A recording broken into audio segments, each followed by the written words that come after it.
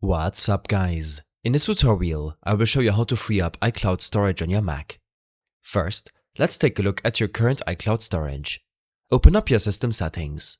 From here, click on your Apple ID name and then select iCloud. In your iCloud settings, you can see how much storage you used. Below, you can see a list of apps and features that are synced to your iCloud through your Mac. This might be photos, backups, contacts, messages, or notes. If you're looking to free up some storage space, then click on Manage. From here, you will see a list of apps, as well as how much storage they are taking up. In my case, WhatsApp Messenger is taking up most of my iCloud storage space. You can click on one of these apps and select Delete from iCloud, which will remove this application's data from your iCloud storage. In many cases, syncing photos, videos and backups will take up around 80% of your overall iCloud storage needs.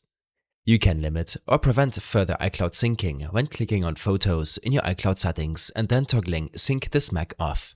In case your iCloud Drive storage is taking up a lot of space, then you can remove individual files from your iCloud Drive using your Finder window. Here, on the left-hand side, click on iCloud Drive. This will allow you to move some of your files into your integrated or external storage and free up valuable iCloud storage space for your other applications. I hope this helped you out. Leave a comment if you have any questions and see you in the next one.